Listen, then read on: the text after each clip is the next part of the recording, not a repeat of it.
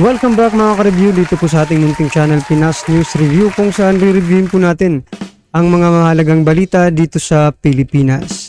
Mga simpleng komento sa mga issue dito sa Pinas. At ito nga mga ka-review natin, impeached traidor, grabe PBBM nagulat, ginulat Senado, tanggal na, pinababa sa pwesto. Sa wakas may nagsalita na. Yan mga ka-review natin, patungkol po riyan ang ating aalamin. Bibigyan natin po ng reaksyon at komento. Alright, mula po ito kay Boss Balita TV. Nasa description po ang full video link ng balitang ito. Mag-subscribe na po kayo kay Boss Balita TV. Yan mga ka-review natin, At kung bago ka pa lang at di pa po nakapag-subscribe sa ating munting channel, please don't forget to subscribe. At i-click na rin po ang bell notification para updated ka po sa lahat ng ina-uploads nating reaction video. Yan mga ka-review natin, eto na nga. Huwag na po natin patagalin, sama-sama at sabay-sabay po nating alamin at bigyan ng komento ang balitang ito. Eto na po. Mismong si Pangulong Marcos nagulat nang biglang may gustong ipa-impeach na senador sa Pangulo ng Pilipinas. Base sa balitang kumakalat, bistadong may traidor na senador sa Pangulo ng Pilipinas matapos biglang ipakalat ang impormasyong Senado lang dapat nakakaalam sa Pilipinas. Ayon sa Senado, merong mananagot at may impeach talaga sa pwesto sa oras na malaman ng Senado ang senador na nagtatraidor sa gobyerno. 24 lang tayong hinalal ng buong Pilipinas at hindi pa natin mapagkatiwalaan ang isa sa atin. Hindi na po basta-basta magsasalita. Baka mamaya meron na naman maglilik sa media. So pangit po, 24 lang tayo dito na senador at hindi pa natin mapagkatiwalaan ang isa't isa natin, Mr. President. I have been a senator here for more than 10 years. And this is the first time that I encountered a scoop or a leakage. I do not know, I do not want to name names. First on the list, Senator Robin Padilla. Mr. President, it is very unfortunate that this kind of incident happened within our midst. Number one, Mr. President, it creates distrust from among us 24 senators. Ibig sabihin, the next time around that we are going to have our caucus or executive session, hindi na ako basta-basta magsasalita. Baka mamaya, meron na naman maglilik sa media. So pangit po, 24 lang tayo dito na senador at hindi pa natin mapagkatiwalaan ang isa't isa natin, Mr. President. So yan mga ka-review natin, talagang nanggagalaiti po itong si Senator Bato, dito sa nag-leak na senador na di pa nila malaman kung sino, di ba? Tama po yung sinasabi ni Senator Bato, 24 lang silang senador, tapos hindi pa makapagkakatiwalaan, Yan mga ka-review natin, kung ganito pa lang, sa kanila pa lang 24 na senador mga ka-review natin, wala nang, di ba, hindi na nagkakasundo, wala nang, hindi na sasolve yung problema sa kanila, Paano pa kayong malalaking problema dito sa ating bansa mga ka-review natin? Paano masosolve ng mga senador, di ba? Paano sila makakatulong sa mga problema ng ating bansa kung sila mismo mga ka-review natin na hindi magtitiwala sa isa't isa, bakit ka nga ba magtitiwala pa? May trahidor na senador, mga ka-review natin, Baka mamaya, tama si Senator Bato, baka mamaya, diba? Yung mga pinag-usapan ng mga masaselang pinag-uusapan, kaya nga confidential Kaya nga naka-private yung executive session na yan, mga ka-review natin, para, diba? Confidential, kayo lang yung makakaalam, ng plano or something na diba? Paano kung may mag-feed, may leak na naman ng mga pag-uusapan ninyo, yung mga talagang importante. Buti na lang dito, kahit nga dito mga ka-review natin, di ba, masakit na rin sa masakit na rin isipin na ganito yung ginagawa, may senador na trahidor, di ba? Gaya ng sinasabi ko mga ka-review kanina, di ba? Paano pa nila masosolve yung mga malalaking problema sa ating bansa kung hindi sila magtitiwala, sa isa't isa? Yan nga mga ka-review. Tama po kayo. Paano pa sa House of Representative mga ka-review? Ilang kongresista, ilang representative lang nandyan. No? Pero may mga committee naman yan, mga ka-review natin. Paano kung napunta sa committee ninyo yung traitor, di ba? Na ano rin, di ba? Di ba? Useless po. Useless. Ganon. Ha? Magiging useless po ang Senado at lower house, mga ka-review natin. Kung talagang, kung may magtatrahidor, di ba? Sa inyo. Sa inyong organisasyon, di ba? Useless na. Wala nang ano. Wala nang essence yung pagiging executive session na yan, mga ka-review natin. Ha? Nako po, paano na yung problema natin sa China, mga ka-review natin? Kung ganito yung pinapakita ng ating mga senador, di ba? Pagtatawanan po tayo ng ating mga kalaban, di ba? Dahil mismo sa ating bahay, nako po, hindi magkasundo ang ating mga, ba, may tuturing mong pamilya yan, mga ka-review, di ba? Yung mga senador, magkakaiba man kayo ng partido, pero pag nasa Senate kayo, parang pamilya na kayo dyan, mga ka-review natin. Kaya nga, dapat, di ba, magtiwala.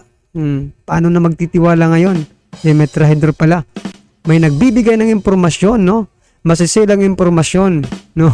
Sa media, mga ka-review natin, no?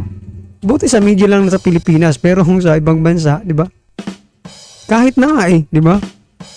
Masakit pa rin isipin na may ganitong nangyayari dito sa ating Senado. Number 2, it tarnished the image of the Senate.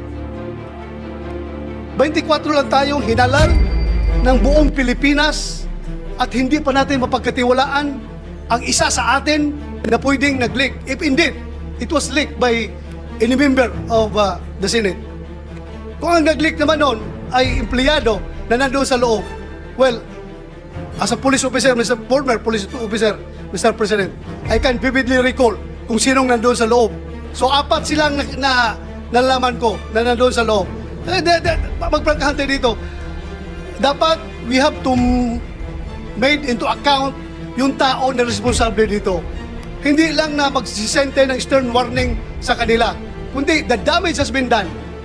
Lumabas na yung balita niya, nasira na kung sinong dapat masira, but I don't care kung masira ang reputasyon ko. Ang sa akin lang, ma-preserve yung ating reputasyon. President, I support the call of Senator Jingo Estrada that yung source nitong news na ito, if it is a politiscope, he has to be called before a hearing para malaman natin kung sinong source niya. At kung hindi siya magsabi ng totoo, I will be the first one to move for the citing in contempt of that media personnel, Mr. President. Ikulong natin yan kung ayaw magsabi ng totoo. Mr. President, this is not a laughing matter. This is serious. Filipino people are watching us right now. Sabihin nila, ganyan na pala Senado ngayon, hindi ba pagkatiwalaan? Sila lang nag-uusap, maglilik pa doon sa media. Tama po, no, mga ka-review natin. Dapat talagang ipatawag po itong, kasi walang aamin dyan, mga ka-review natin, di ba? Sure tayo na walang aamin na senador or yung mga empleyado na nandun talaga, no? Kaya dapat yung ipatawag dito, mga ka-review natin, yung media outlet, no, na nagpalabas ng ganitong balita. O yari ka ngayon, ha? Huwag mo namang, baka sabihin naman ng media na ito, mga ka-review natin, na diba, prinoprotektahan nila yung source nila. Diba, may mga ganyang instances, diba, mga ka-review natin, nasasabihin na, para maproteksyonan po yung source namin na hindi po namin papangalanan. Nako, dapat pong pangalanan ito ngayon, ha? Kasi, diba, for national security po ito. Diba, mga ka-review natin. Kahit hindi ito about, diba, sa mga, sa national security, mga ka-review natin, pero, diba, parang ganun na rin yung lumalabas eh. Diba?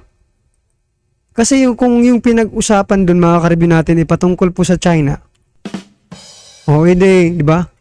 National security. Kaya kailangan talagang mabigyan ng leksyon itong senador na ito, mga ka-review natin, kasi ginamit niya lang din naman yung diba? Media outlet, mga ka-review natin. Ang may kasalanan talaga dito, yung senador. ginamit lang, sinakyan lang din ng media outlet, mga karibin natin, para sumikat din siguro ito. O yan, sikat na kayo. Kaya dapat malaman talaga. Ito, abangan po natin ito kung sino pong senador ang pangangalanan ni media outlet, mga karibin natin, para, di ba, malaman po ng ating mga kababayan, kasi delikado po ito na may nagtatrahidor na senador, di ba? May ahas palang senador dito sa ating bansa. Nako, nagtatawanan ngayon ng ating mga kalaban, lalo na po itong China, mga karibin natin, ha. Pinagtatawanan tayo ngayon. Bakit? Tayo nag-aaway-aaway, mga karibin natin. Di ba? Di ba? Nasa palagay niyo, mga karibin natin, di ba? Pagtatawanan lang, mas lalo tayong sa pinapakita ng Senado, mga karibin natin, mas lalo tayong mamaliitin ng mga tsekwa, mga karibin natin. Nako naman. Sana naman magpakita naman kayo ng konting sa ating armed forces. Diba? Ipakita nyo sa taong bayan na kagalang-galang pa rin ang Senado, mga karibin natin. It's very dangerous, Mr. President. Very dangerous. Masyadong akong disbayado. Thank you, Mr. President. There was a news report that identified 8 or 9 senators, and there were names on that list. 8 or 9 senators who wanted to restore the confidential and intelligence fund of the Vice President and the Department of Education.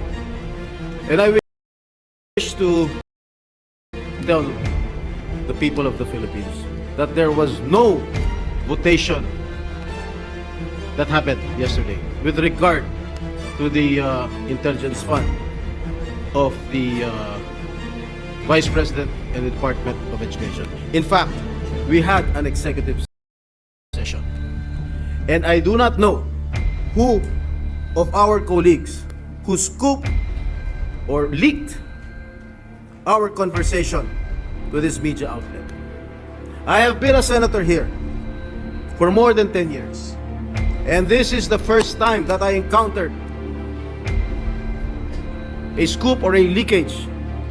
I do not know. I do not want to name names. This is a violation of our rules.